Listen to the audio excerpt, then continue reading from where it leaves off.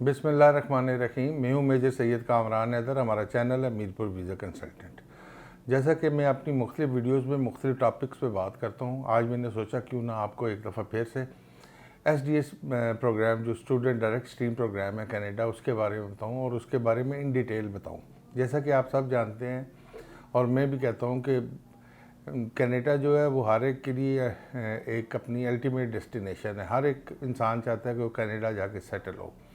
मैं लोगों को समझाता हूँ कि ये जो इमिग्रेशन जो वीज़ाज़ हैं ये कोई मुश्किल नहीं है, और मैं साथ ये भी कहता हूँ ये मुश्किल भी हैं। मुश्किल क्यों नहीं है? मुश्किल उन लोगों के लिए नहीं है जिनके पास डॉक्यूमेंट्स हैं, बैंक स्टेटमेंट्स हैं, जो एलिजिबल हैं, वो अपने रिक्वायरमेंट पूरी करते हैं, उनके लिए कोई मुश्किल नहीं है। और मुश्किल किन के लिए हैं? जिनके पास वो क्राइटेरिया जो है, वीज़ा क्राइटेरिया वो पूरा नहीं करते, वो क्वालिफाइड नहीं है, उनके पास बैंक स्टेटमेंट नहीं है, उनके लिए वीज़ा बहुत मुश्किल है।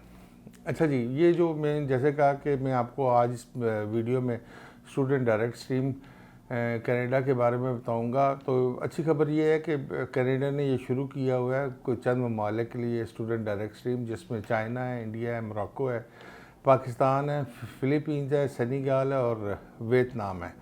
यहाँ के रहने वाले जो हैं वो स्टडी परमिट फास्टर ले सकते हैं।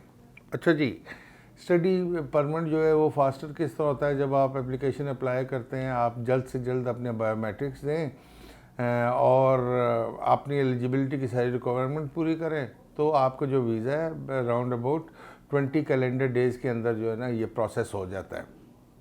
इस वीडियो में आज मैं आपको सब कुछ बताऊंगा कि वो SDS प्रोग्राम क्या है, GIC क्या चीज़ है, DLI क्या चीज़ है, और कितना प्रोसेस टाइमिंग्स हैं, कौन से GIC किन बैंक्स के अकाउंट्स में खुल सकता है, ये सारा कुछ मैं आपको बताऊँ। SDS प्रोग्राम में आपको जो है ना एक स्टडी परमिट चाहिए होता है, और आपको समझने की ये ज़रूरत है कि ये स्टडी परमिट मीन्स आपको ये लेटर होता है, एडमिशन लेटर होता है बेसिकली, और बाकी आपको इसको एडमिशन लेटर को आपको अप्लाई करना पड़ता है और इसके ऊपर आपको वीज़ा मिलता है।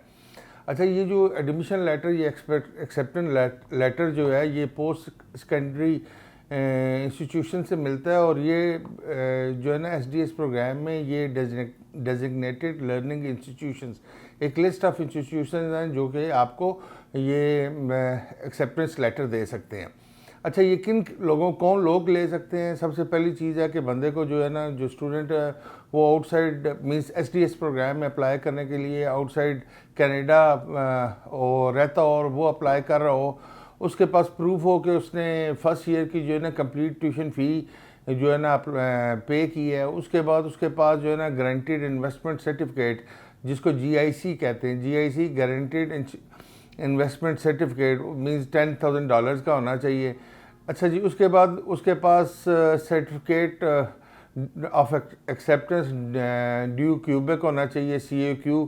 अच्छा, ये किधर से होगा? From the ministry de la immigration de la francisation de integration means ये फ्रेंच में है कि जी इसको वो लोग जो क्यूबेक में अप्लाई कर रहे हैं, ये सिर्फ वो लोग, उन लोगों के पास होना चाहिए। बाकी क्यूबेक के अलावा जो अप्लाई करें उनको इस चीज़ की ज़रूरत नहीं है। उसके बाद उनके पास एक मेडिकल एग्ज़ाम होना चाहिए। आप जब अप्लाई करते हैं उससे पहले आपने अपना मेडिकल एग्ज़ाम भी किया हो, ठीक है।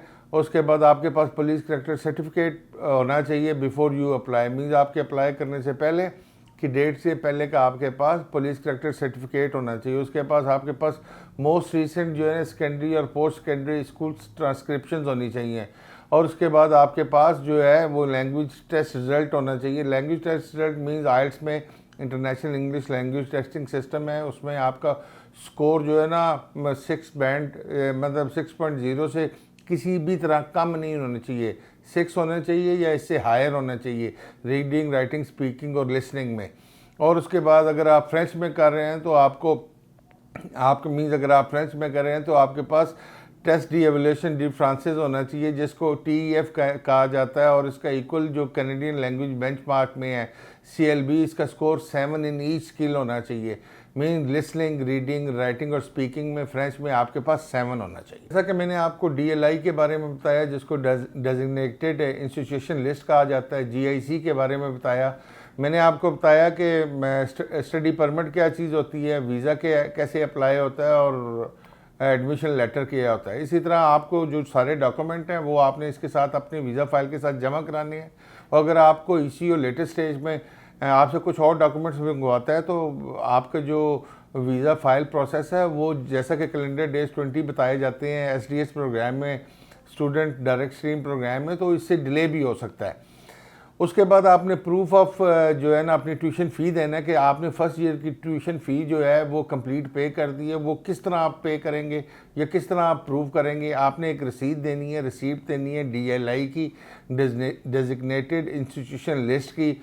फिर आपने एक ऑफिशियल लेटर DLI की तरफ से कन्फर्मिंग ट्यूशन फ़ी आपने देना है। फिर आपने एक रसीद, बैंक की रसीद देनी है कि आपने ये ट्यूशन फ़ी पे की है। उसके बाद आपने प्रूफ देना है कि ये फ़ी जो है वो वाकई उस अकाउंट में ट्रांसफ़र हो गई है जो कि DLI अकाउंट था।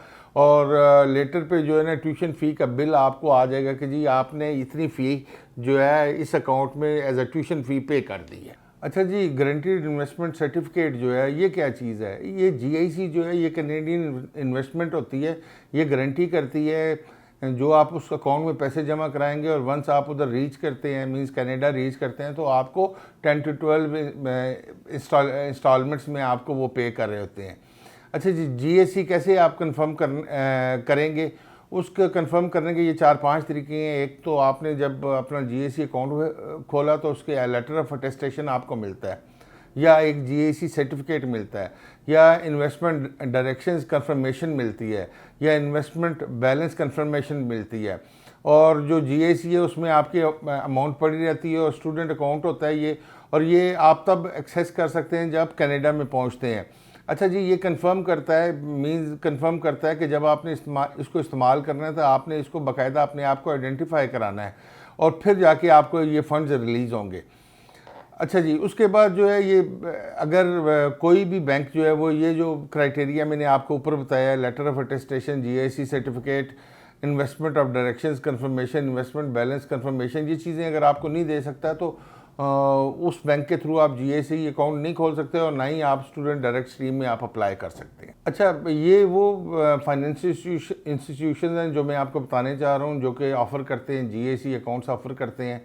अच्छा जी, मैं इसमें जो है लिस्ट में जो है बैंक ऑफ बीजिंग आता है, बैंक ऑफ चाइना आता है, बैंक ऑफ मॉन्ट्रियल आता है, बैंक ऑफ जियान को लिमिटेड आता है, Canadian imperial bank of bank of imperial आता है, बैंक ऑफ कॉमर्स CIBC आता है, और उसके बाद हबीब कैनेडियन बैंक आता है, फिर HSBC बैंक ऑफ कनाडा आता है, फिर ICICI बैंक आता है, फिर industrial and commercial bank of China आता है, RBC रॉयल बैंक आता है, SBI कनाडा बैंक आता है, स्कॉशिया बैंक आता है, और सिंपली बैंक आता है। अच्छा, ये सारे वो इंस्टीट्यूशंस हैं, अगर आप चाहें कि अपना अकाउंट इसमें खोलें तो आप खोल सकते हैं।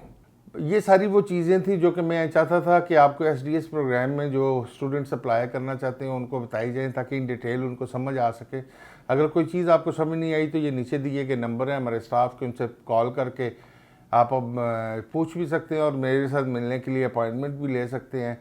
और अगर आप चाहते हैं कि आप डायरेक्टली मुझे व्हाट्सएप करें तो ये मेरा नंबर है 0321446859। इस पर आप मैसेज करें और मैं अगर समझूंगा कि आपको मेरे साथ मुलाकात करनी चाहिए तो मैं आपको बताऊंगा कि आप आके मुझसे मिल सकते हैं, अपॉइंटमेंट टाइम दूंगा।